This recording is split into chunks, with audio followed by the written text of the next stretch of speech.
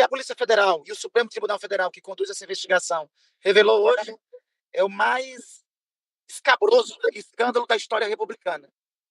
Tem precedentes. Não conheço na história, Leonardo, se há precedentes da estrutura do Estado brasileiro ter sido utilizada para fins privados. Eu não tenho notícia na história republicana de um escândalo com tamanho grau de interferência, de apropriação das estruturas do Estado brasileiro para fins privados como esse.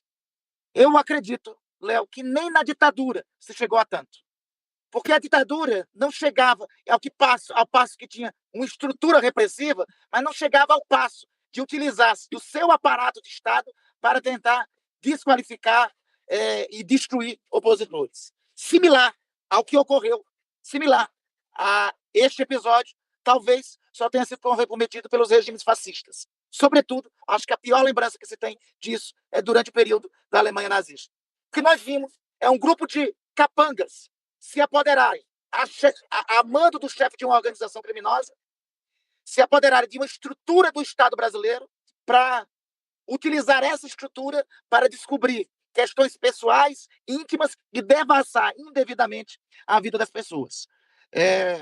Repito, talvez o método similar a esse só tenha ocorrido durante os regimes fascistas. Eu tenho confiança na investigação.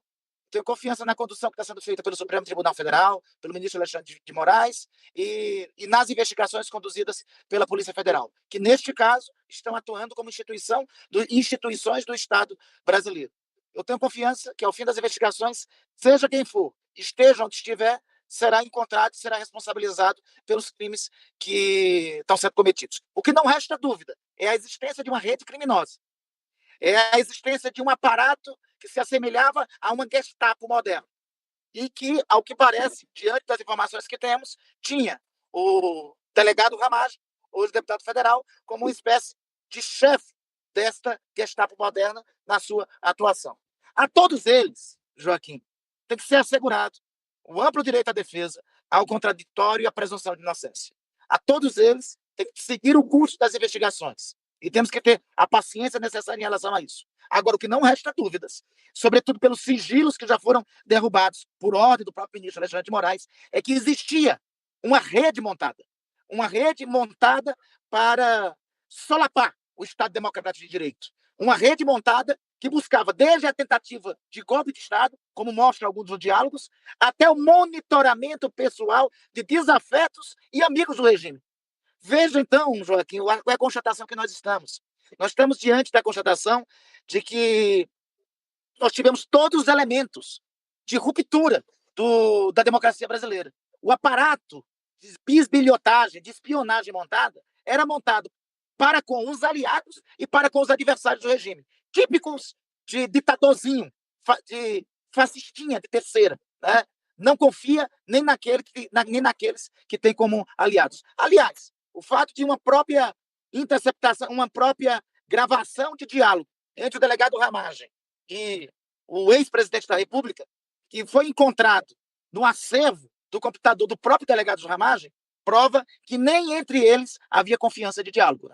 Eu tenho confiança em quem está à frente da ABIN. A ABIN hoje, quem dirige hoje a ABIN, está destinado a tratar a ABIN como uma instituição do Estado brasileiro. O que eu acho que talvez nós temos que refletir, Marcelo e Léo, refletirmos mais adiante, é sobre os mecanismos de controle em relação ao funcionamento da ABIN. Existe hoje no ordenamento constitucional somente um mecanismo de controle, a SECAI, a Comissão de Controle das Atividades de Inteligência do Congresso Nacional. O que esse episódio nos mostra é que a SECAI foi insuficiente ou incapaz de controlar as atividades da Agência Brasileira de Inteligência quando o governo da República foi assumida por representantes de uma organização que queria desbaratar o Estado Democrático de Direito e infringir a lei. O que talvez temos que refletir é se nós não temos que, de agora em diante, criarmos mecanismos mais eficazes de controle da atividade de inteligência do país. Eu acho que a gente não pode banalizar e usar de qualquer maneira os instrumentos da prisão cautelar e da prisão preventiva. Esses instrumentos foram banalizados e, me permita a expressão, foram esculhambados, sobretudo pela Operação Lava Jato. A Operação Lava Jato, no passado, esculhambou os institutos da condução coercitiva, da prisão preventiva, da prisão cautelar. porque passaram esses institutos a serem utilizados indevidamente e exacerbadamente. Eu não quero, eu tenho consciência absoluta dos crimes cometidos pelo ex-presidente da República. Cada vez fica mais patente a gravidade desses crimes, seja no caso das joias, seja no gravíssimo caso de monitoramento de opositores, do qual eu fui uma das vítimas, mas eu quero que o ex-presidente tenha todo o direito de defesa do mundo. Todo, amplo direito de defesa do mundo. Amplo direito de defesa, contraditório. Eu quero que ele vá prestar os depoimentos dele sobre todos esses casos, que explique onde, se ele não tem relação com isso, que explique que a voz dele não é a voz que está na degravação do diálogo com o delegado Ramagem, conforme aponta esse inquérito, que explique que as joias que ele carregou era para outros fins. Enfim, eu quero a ele todo o direito de defesa. A investigação tem que ter o tempo que tiver que ter para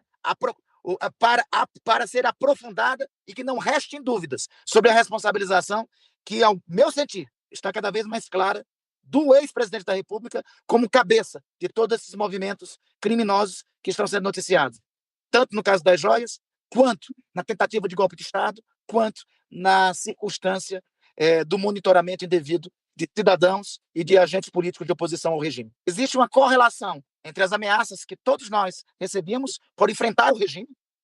Existe uma correlação com as ofensas, ataques e tentativas de manchar a honra pessoal do gabinete do ódio. E existe uma correlação direta com o sistema de monitoramento, espionagem e esbilhotagem ilegal. Características de fascistas trapalhões. Características de fascistas que pensavam que nos ameaçavam. Joaquim, eu vou reiterar uma frase que eu tenho repetido desde o resultado da eleição francesa, na última semana, que é de um escritor norte-americano chamado Mark Twain. Mark Twain dizia certa vez o seguinte: tem dois momentos fundamentais em nossa vida. Um em que nós nascemos, outro em que nós descobrimos para que nascemos. A nossa geração, Joaquim, a minha, a nossa existência, está descobrindo para que nasceu. É para derrotar o fascismo e garantir democracia e liberdade para os brasileiros, para o restante da vida. É essa a nossa função. Por isso, o papel que cumpri na CPI da Covid, o papel que cumpri como líder da oposição ao governo do ex-presidente, eu procurei fazer com enorme amor, dedicação e zelo. E cada vez eu me convenço, pelas revelações que se tem, que foi uma das mais importantes tarefas de minha vida. Eu reitero, como vocês mesmos já têm, nós estamos diante de um dos mais graves escândalos da história republicana. Tudo tem que ser investigado, tudo tem que ser apurado, mas, ao fim, os responsáveis devem ser severamente punidos.